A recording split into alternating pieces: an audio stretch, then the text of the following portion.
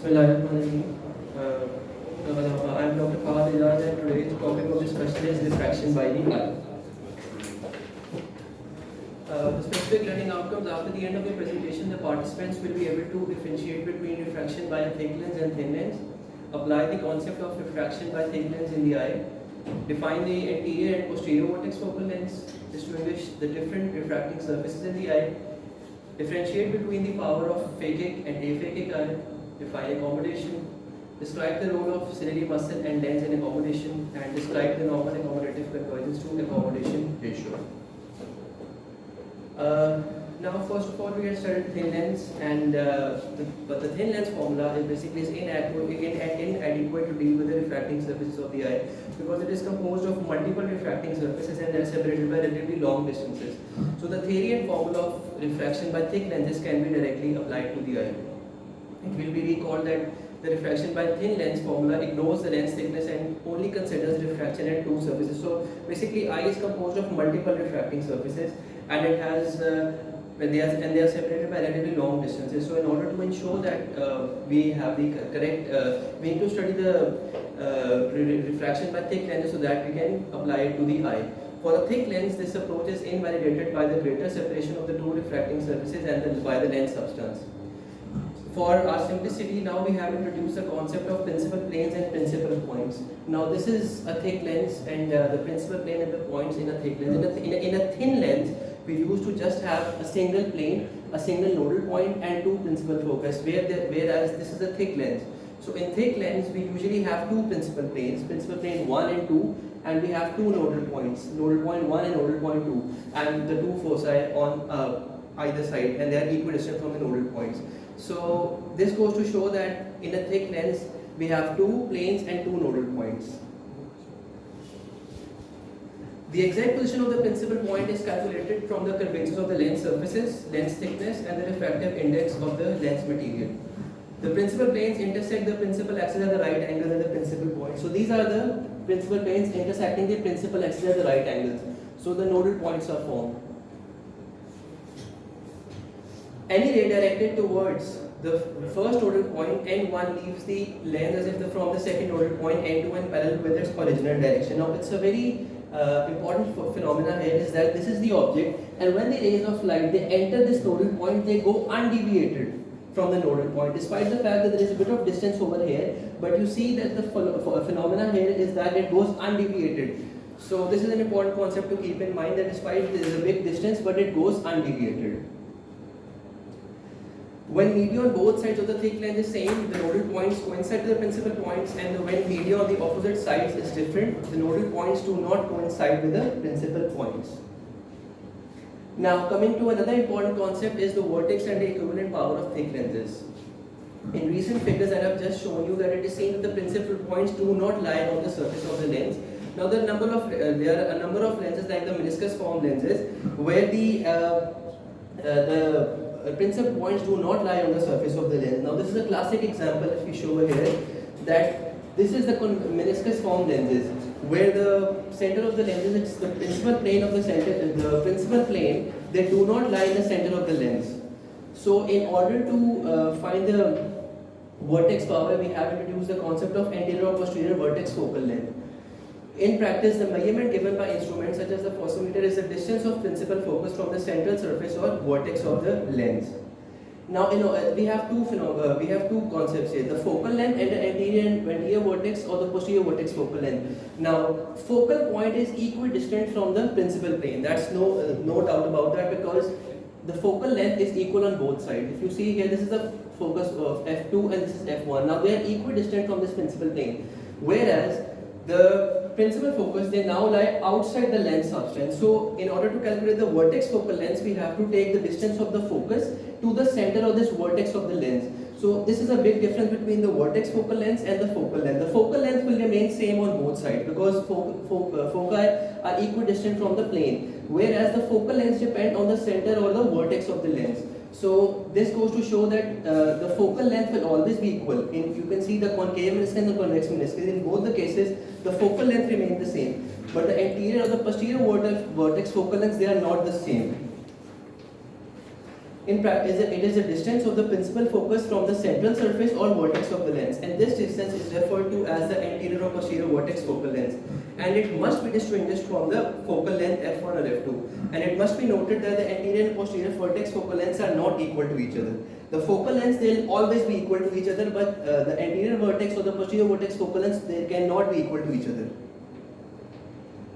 Now, the reciprocal of the posterior vertex focal length expressed in meters gives us the posterior vertex power, which is expressed in diopters, and the term, an alternate term that is referred to is the back vertex power. Now this holds much importance. The equivalent power of a thick lens is calculated from the two surface powers plus a correction for vertex change due to the lens thickness. Now the discrepancy between this equivalent and back vertex power may be a cause of error in dispensing high powered spectacles or highly curved lenses, and spectacle lenses are always built by their posterior vertex focal length. So it is a back vertex power of the posterior vertex focal length which is relevant to the correction of the optical defects in the eye. So this holds much importance. And the second principal focus must correspond to the far point of the eye if a clear retinal image is to be formed. Now, coming back to another concept, the refracting surfaces in the eye. There are three major refracting surfaces in the eye. The anterior corneal surface, which holds much importance, as well as the two lens surfaces, which hold the most important. But you can see here that refraction is a phenomena which is the bending of light as it enters from one media to another. So the the refraction depends upon the difference in the refractive indices of the two media. So if you can see here that in the anterior surface of the cornea, why the refraction is the maximum? Because of the fact that air cornea interface is present which has the maximum refractive index. So that is why maximal refractive power of the cornea is due to the maximum refractive index between air and cornea. And aqueous has a refractive index of 1.336, lens, and then vitreous humor. So the greater the refractive index, the greater will be the bending of light. In the schematic eye, this was introduced by Goldstein, and the refracting system is expressed in terms of its cardinal points. Now, the schematic eye concept was introduced based on the principles of the thick lens. If you can see here, there are two principal planes, P1, P2, and the two nodal points, and the foci on either side. So, he measured these in millimeter behind the anterior corneal surface and gave us the concept of the schematic eye. Now, matters were made more simpler by Listing, who chose a single principal point lying midway between the two principal points. Now the reduced eye concept was given by Listing, in which he made sure that instead of having two principal points, why not we have a single principal point which usually lies midway between the two principal points, and the nodal point was selected as on the same way that it was selected midway between these two nodal points. So if you can see here, he took somewhere midway between these two, P1, P2, and the nodal point midway between N1 and N2, and the concept of reduced eye was given. And this, the phenomena he gave us was the reduced eye, in which eye is treated as a single refracting surfaces which have a surface power of 58.6 diopters. So this was the concept of reduced eye, in which we treat eye as a single refracting surface. Now the nodal point lies in the posterior part of the lens, while the second focal point lies 24.13 millimeter behind the cornea, that is on the retina of the normal eye. Now if you can see here, this nodal point lies on the posterior part of the lens, and the second focal length point, it lies on the retina. Now the anterior focal length of the eye was found experimentally to be 23.23 millimeter, the first focal point lying 21.88 meter in front of the cornea. And now after all these calculations, what we came to know that was a calculated power of 43 diopters for the aphakic eye. Now having said that, in the reduced eye, we studied that eye is treated as a single refracting medium of surface power 58.6, and cornea, the power taken out was 43 diopters, so which goes to show that the power of the lens will be 15 diopters because of the difference between the power of phakic and aphakic eye. Now, if the cornea has a refractive power of 43 diopters and total refracting power of the cornea is 58, so 58 minus 43 will give us the refractive power of the lens. So it means that in the aphakic eye, the cornea is the only refracting element. It has a power of 43 diopter, 3 times that of the lens. And as I told you earlier, that the greater power of cornea is because of the greater difference in refractive indices between the two media, air and the cornea, as compared to aqueous and vitreous humor. Now, an important concept over here is that a dramatic example of importance of this air-cornea interface occurs when a swimmer opens his eye underwater. His vision is blurred because of the fact that water and cornea have a very, very minute difference in the refractive index. So, the difference in refractive index between water and cornea is only 0.040. So it goes to show that his vision is blurred and he's unable to see. So the concept of goggles was introduced, and the swimmer, he eliminates his problems by wearing goggles because it leaves air in front of the cornea by wearing goggles. So that's why the difference is increased and he's able to see very clearly. Now, the construction of retinal image in a reduced eye. If you can see here that reduced eye is itself represented by two parallel lines which indicate the principal plane and the retina. And the two planes, the principal plane and the retina, they intersect the principal axis at right angles to each other. The nodal point, as you know, is indicated by N, and anterior focus is by F. The second principal focus, F2, falls on the retina in the emmetropic eye. And the retinal image size. Now, the size of the retinal image may be calculated from the image construction. If you can see here that light subtends an angle alpha at the nodal point as well as the anterior focus. So this is the angle which is subtended by the rays of light that are coming from the object. So the retinal image size is therefore directly related to the angle subtended by the angle at the nodal point, and the greater this angle is, the greater the retinal image size will be formed. Now, coming to a very important concept, that is accommodation. And anybody has an idea what an accommodation is? If you can answer, what is accommodation? Ability of the eye to increase its diopter. Yes, it's a senior batch. Senior batch. What is accommodation?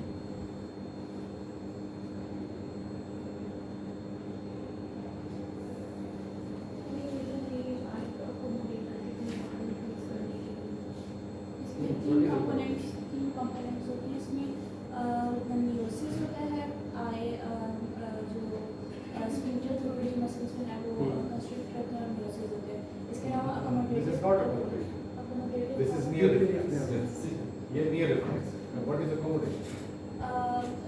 Lens का मोर globular होता है और अपनी direction This part is. Now, in the emmetropic eye, the second principal focus falls on the retina, and parallel incident right is focused on the retina without any accommodative effort. Now, we have seen that lens has an elongated shape, as I explained in a bit while. If the refractive power of an emmetropic eye were fixed and unalterable, like if only we were to see objects from infinity, obviously only objects in infinity would have been clearly seen, and if we would have been allowed to focus on near objects, our lens would not have been able to adjust. So nature has provided such a mechanism in the lens and the ciliary body, I'll explain later, that the lens is able to assume a more globular shape. So that allows us to focus on near objects. Light from near objects would be brought to focus beyond the second principal focus, and no clear image would be have found on the retina if there would have been no accommodation. Now the problem is overcome by the ability of the lens to increase its dioptic power. Now this is the lens, as I told you earlier, this is the lens. It has an oval elongated shape. Now the crystalline lens is held under tension by the suspensory ligaments which attaches it to the ring of ciliary muscle. What happens is when we are seeing now we have to focus on a near object. What happens is the ciliary muscle will contract, it will reduce the tension on the suspensory ligament, and that allows the lens to assume a more globular shape. Now this you can see here that it will increase the convexity of the lens, thus allowing us to focus on near objects. The curvature of the lens surfaces and the lens thickness are increased, and thus the dioptic power, as I told you, that since the convexity of the lens is increased, therefore its dioptic power will be increased, and we will be able to see objects at a nearer distance. And most of the change in curvature occurs at the anterior lens surface, which moves slightly towards the cornea. And as I told you, that the ability of the eye to increase its dioptic power is called accommodation. This is an example. If you are focusing from a far point, lens will have an elongated shape and image will be formed in the retina. And again, as focusing from a near point, lens assumes a more globular shape, and thus image is again focused on the retina. Now this is the variable states of emmetropia. If you can see here, the second focal point lies on the retina, and our eye is able to adjust its dioptic power so that we are able to see the objects at different distances. Now some terms that are to be very important as far as accommodation is concerned. What is the far point? The far point of distinct vision is the position of an object such that its image falls on the retina in the relaxed eye. In it, that is the absence of accommodation. So when there is no accommodation, the eye is at rest we are able to see the objects very clearly. The far point of an ametropic eye is at infinity, where no accommodation is involved. And the near point of distinct vision is the nearest point at which an object can be seen where maximum accommodation is involved. So these are the two extremes, and the range of accommodation is the distance between the far and the near points. Now coming to the amplitude of accommodation, it is the difference in dioptric power between the eye at rest and the fully accommodated eye. The dioptric power of the resting eye is called the static refraction, and the dioptric power of the accommodated eye is called its dynamic refraction. I hope you have understood these terms. Now coming to the other concept of amplitude of accommodation. Mathematically, this amplitude of accommodation can be calculated from the reciprocals of the near and far point distances made in meters. These are the dioptric values of the near and far point distances. It's the formula is A equals to P minus R, where we have to take the reciprocals of the far points and near points. Now, an example here is that this A will be the amplitude of accommodation, P is the dioptric value of the near point, and R is the dioptric value of the far point distance. So an example here is if we have to apply this formula to the case of ametropic eye with a near point of 10 centimeter. So it means that after the reciprocal of the near point of 0.1 meter, we have 10 diopters of the near point, and the reciprocal of infinity is always 0, the far point. So therefore the amplitude of accommodation will be 10 diopters. Now another concept is accommodative convergence to accommodation ratio. In order to view a near object, the eyes must not only accommodate to ensure clear retinal images, but they also must converge to maintain binocular single vision. The two functions are strongly linked, and the number of prism diopters of convergence which accompanies each diopter of accommodation, the accommodative convergence or accommodation ratio, is relatively constant for each individual. Now the normal ratio for the ACA ratio is 3:1 to 5:1. The formula of the ACA ratio may be measured by various methods. One of the more accurate being the heterophobia method. This measures the ocular deviation for distance and near with full spectacle correction. If you can see the formula here, ACA ratio is the IPD plus the distances involved divided by the near fixation distance in diopters. So this is the IPD is the interpupillary distance in centimeters, where DN is the ocular deviation for near, DD is the ocular deviation for distance, and D is the near fixation distance in diopters. And by convention, a positive value denotes an ESO deviation and a negative minus value denotes an EXO deviation. Now, a very important again concept in clinical practice, an abnormally high AC to A ratio is betrayed by a much larger angle of esotropia for near than for distance. If the ACA ratio is abnormally high, then a phenomenon known as the convergence excess esotropia will result. Now, this convergence excess esotropia is different from simple esotropia, because in convergence excess esotropia, eyes are straight for distant vision, but they break down to a convergence squint for near vision. Whereas in esotropia, in the condition of esotropia, eye is both similar for near and distance, but in convergence excess esotropia, eyes are straight for near, but they break down to a convergent squint for near vision. And convergence excess esotropia may be controlled with bifocal spectacles, the distance portion incorporating the full hypermetropic distance correction, and the near portion having further plus power, so that little or no accommodation is required for near and binocular vision is facilitated. Now, if you have to carry out a surgery, a recession of both medial recti is effective in convergence excess esotropia, whereas recession of the one medial rectus with recession of the ipsilateral lateral rectus is more effective in esotropia without convergence excess. Now, another important chapter point is catoptropic images. Now, each refracting surfaces of the eye also acts as a spherical mirror, reflecting a part of the light that is incident upon it. There are basically four interfaces, four surfaces: anterior surface of the cornea, posterior surface of the cornea, anterior lens surface, and posterior lens surface. So all these surfaces act as not only refracting surfaces, but also they reflect a bit of light that is passed through it. So these images are known as catoptropic images or Purkinje-Sanson images. The latter name honors Purkinje, who first described them, and Sanson, who first used them for diagnostic purposes. Now, these are the four images are formed from the four different respective surfaces. Image 1, 2 and 3, they are from the anterior corneal, posterior corneal and the anterior lens surface. Now, three images, image 1, 2 and 3, they are erect and they are virtual images because of the fact they are formed by convex reflecting surfaces. Now 1, 2 and 3, these images are virtual and erect because they are formed by the convex reflecting surface, whereas the fourth image that is formed from the posterior lens surface, that is a real and inverted image because it is formed by a concave reflecting surface. Now, when using images 2, 3 and 4 to make measurements, account must be taken of the refraction of the reflected light as it re-emerges from the eye. The figure shows the apparent positions of the images when viewed by the observer. However, the actual images lie deeper in the eye. If you can see here, the image 1 lies just behind the anterior lens capsule and image 2 is close behind it. Image 3 is over here. Image 3 lies in the vitreous. They are basically located more deep as they are seen from here.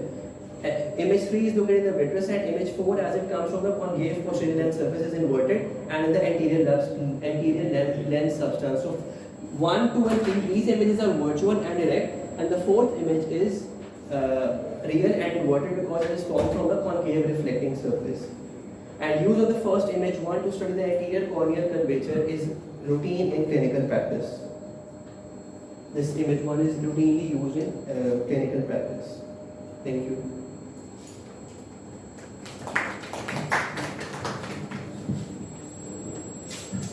So, how do you define refraction? We should know the basic definition. So, it is the deviation of the light when it enters from one medium to another medium having a different refractive index. Okay, so in the eye, the clinical examples of refraction are number 1. See, in nuclear sclerosis, when the nucleus becomes more powerful, the lens power increases. There is clinical myopia.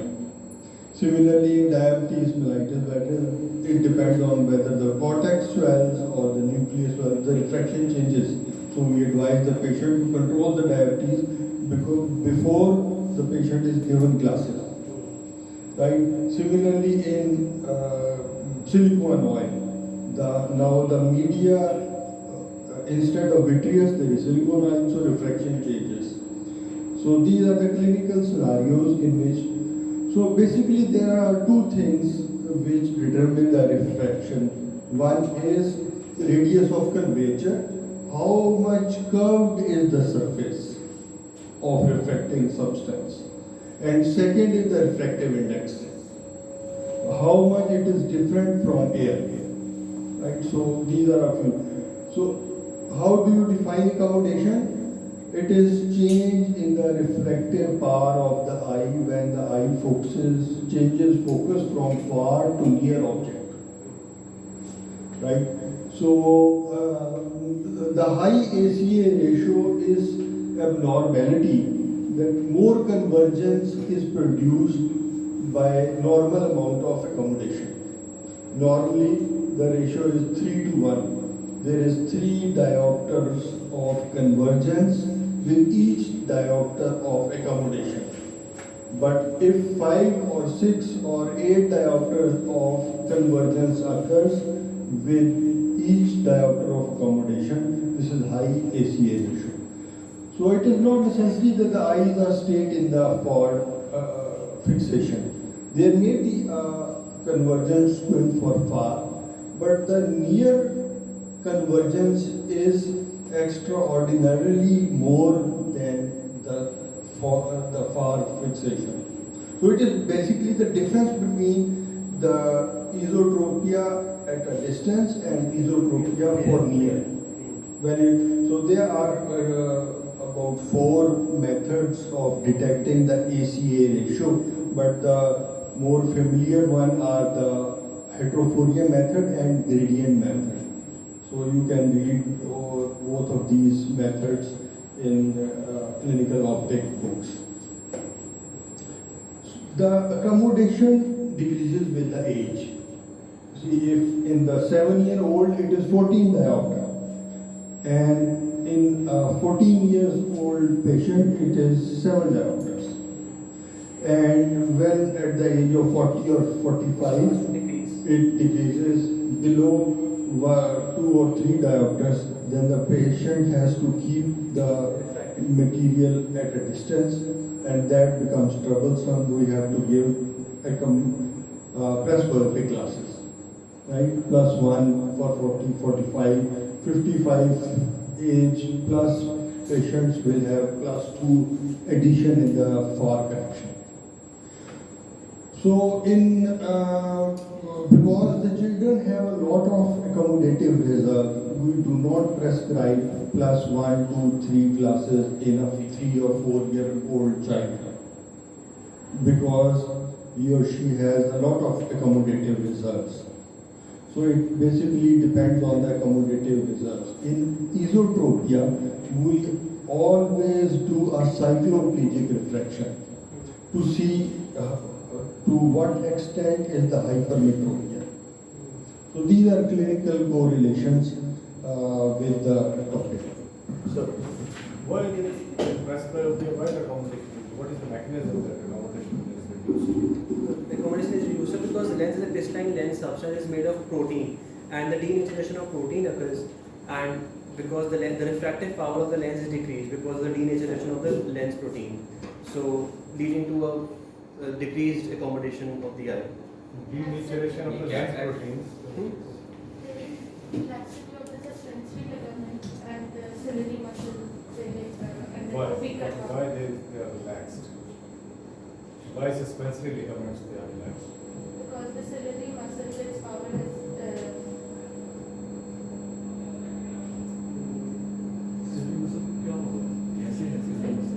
क्या होगा उसको जब relax होगा वो contract करेगा relax करेगा contract ciliary muscle contract करेगा तो जो लिगामेंट रिलैक्स करेगा It is, you know, lens is a part continuously a size or everything over here.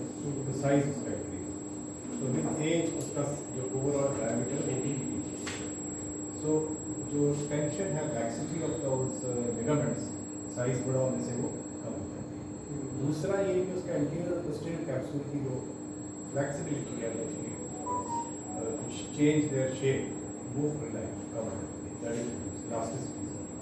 तो इसलिए वो अपने आप को दोबारा उस फ्लो में जो नहीं रिलैक्स भी करते हैं वो डबल फॉर्म नहीं है। तो दिस टू प्रोसेसेस अच्छा प्रेजेंटेशन में एक चीज़ जो है ना वो आप में से कोई जाके ये सामने वाली स्लाइड है इसको जाके ठीक कर सकते हैं ताकि हम ये आइंदा के लिए काम ना करें। आप चलिए डॉक्टर क्या नाम आप चाहे जरा इस स्लाइड को ठीक करें क्या प्रॉब्लम है slide power point presentation power point है इसको जरा जाके ना पावर पॉइंट को वहाँ जाके डिलीट करें जो डिलीट करें आप बनाती तो क्या बनाते लैपटॉप है हाँ, लैपटॉप इसको एडिट पे जाएंगे सबसे पहले तो बताएं इसमें इस स्लाइड को खराबी क्या है खराबी ये जो अंडरलाइंस है ये खत्म करेंगे। ओके एक खराबी लेकिन सबसे बड़ी खराबी क्या है Content। इसमें सर कंटेंट बहुत ज्यादा थोड़ा टू द पॉइंट करेंगे। टू मच कंटेंट ठीक है इस पे क्या करना चाहिए अगर आप होती तो क्या सर मैं सिर्फ वो जो मेन पॉइंट्स है वो देख के बाकी फिर उनको खुद एक्सप्लेन करके दिखाएं ताकि ये आइंदा के लिए हम ये बिल्कुल इस पर क्रिस्टल क्लियर हो कि हमने क्या करना है। ये असल में स्पीकर का कॉन्फिडेंस जाहिर करता है कि उसको खुद ये सब्जेक्ट आता है कि नहीं आता। जो लिखता है इसका मतलब है उसने सिर्फ पढ़ना ही आता उसने खुद उसको याद नहीं किया क्यों सर एक तो to prevent crowding on a slide, you can make 2 slides ताकि फॉन्ट बड़ा कर लें और उसका जो कंटेंट है एक स्लाइड पे वो कम हो सके। टर्मिनोलॉजी सारी इंपॉर्टेंट थी ना, हाँ, तो वो फिर वो भी आप ओमिट तो नहीं कर सकते। बिल्कुल एक स्लाइड पे जो आपका कंटेंट है उसको 2 स्लाइडों पे लें ताकि वो थोड़ा सा स्प्रेड हो जाए, पढ़ना आसान हो। और एक कॉम्बिनेशन में निकालें और दूसरा जो है ना उसको वो निकाल दो कॉम्पिटिशन वाली कॉम्बिनेशन में स्लाइड स्टार्ट करते एंड पे है 6 million population.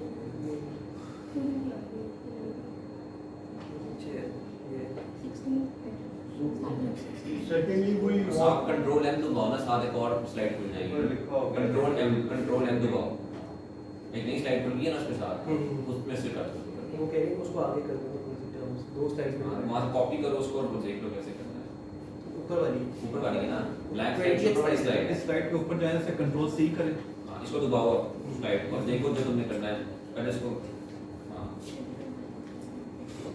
ये ऐसे कर लें या